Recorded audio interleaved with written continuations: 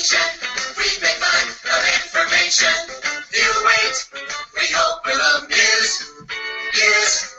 We just love to give you the news. Now. Hey, boys and girls, moms and dads, all of our viewers across the world.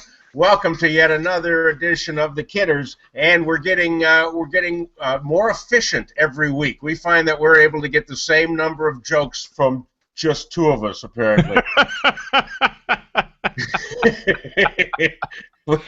We've lost our moral advisor. I think she finally said, "No, that's beyond advice." No, people are really, looking at that Charlie bombing, saying, "No, we don't want anything to do with you guys." you might say something to offend somebody, and then we're all in trouble. But that's what we're here for, to offend people so you don't have it. My fellow offender, Tim Slagle, the Aristotle of comedy, coming to us from lovely Indiana.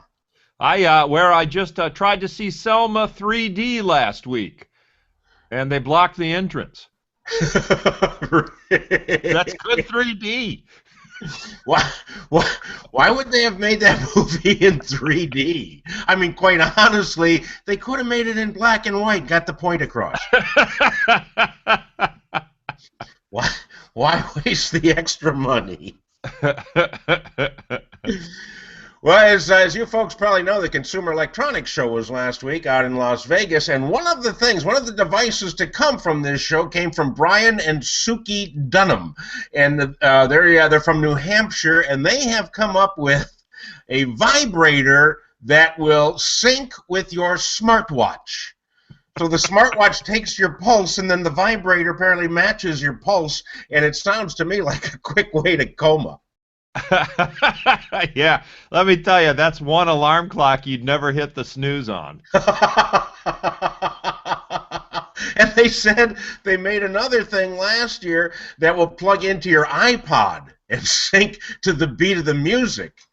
And, if you get the wrong song, you're going to be hopping around like a kangaroo with scabies.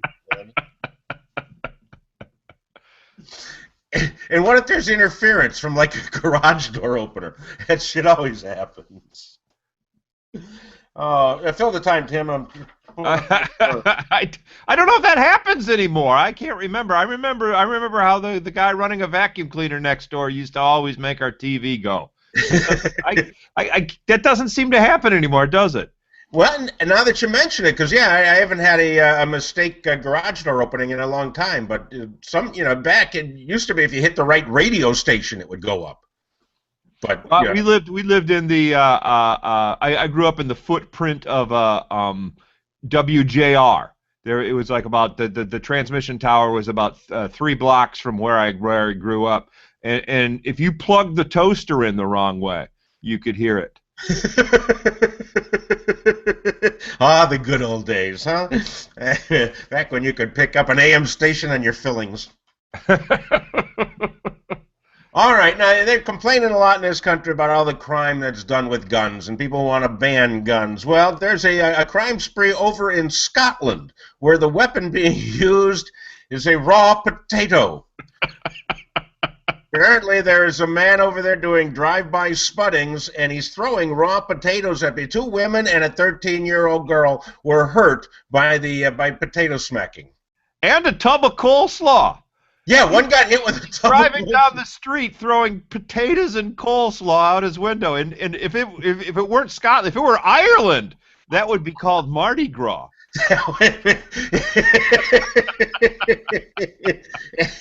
And because it was Scotland, he probably went back, picked up the potato to use it again.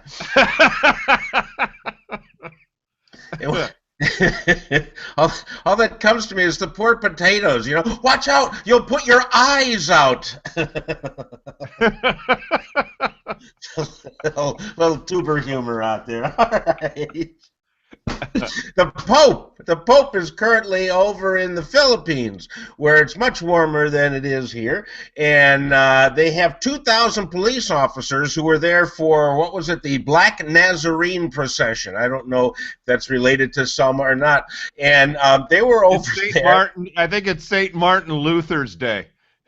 Oh, okay. Well, then that makes no sense since he pretty much tried to destroy the Catholic religion. But but over there they have 2,000 police officers. They don't know how many people are going to crowd in for this procession, how long the police officers are going to be there to avoid any accidents. They're fitting them all with adult diapers. Well, uh, when I was a kid, growing up, I remember the first question I had when I saw the moon landing is, where are they going to the bathroom? Oh yeah, I think every kid did, and they was like, oh no no no, we have zero gravity toilets. It's oh cool, can we see what they look like? It's like, oh don't worry, don't worry. It's we can't show them to you. They're very high tech, and the Russians are right on our back. So just trust us. We have zero gravity toilets. And it wasn't until a couple years ago that we realized, when that astronaut drove halfway across the country to beat up the girlfriend of her husband, yeah, wearing a zero gravity toilet, that we all went, duh. And that's why I watched that movie Wild with Reese Witherspoon, and all I could think about, all I took away from that movie is I couldn't do that. I couldn't poop outside for 1,000 miles. I'm sorry, I couldn't do it.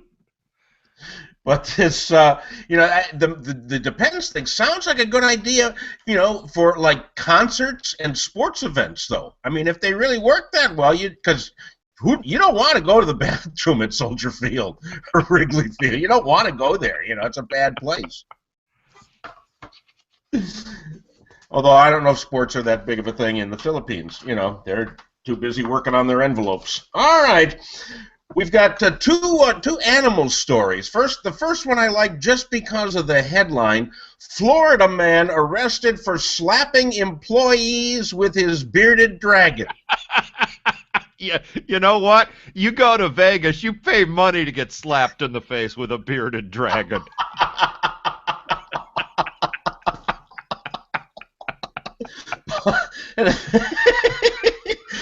Because they're so rare to find out there. But this guy apparently took this lizard, which is really no better than a bearded dragon, and stuck it in his mouth and started slapping people around. Yeah, that's exactly how you do it in Vegas, Dale. Excuse me, how much for a good bearded dragon slapping? And apparently this guy's pet store was under trouble last year when a guy entered a cockroach eating contest and he died, and because he became obstructed with cockroach parts. And it's too bad, because his prize that he would have gotten is a python. Which leads us to the next story. This is, for you kids out there, this is known as Segway. Segway. Yeah, I knew it was the name of some scooter. A seamless Segway. In San Diego, the toilet, they thought, was getting backed up because the water was a little higher, so they set this woman in there with a plunger, and she starts plunging, and up pops a 5-foot-long boa constrictor.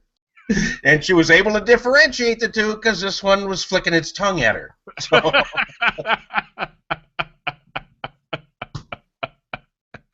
how do you get a snake in your toilet? And this thing was not on the first floor either. It was on I forget, third or fourth floor of this building. I mean, that's a long trip for a boa constrictor. That's a lot of poop to go through.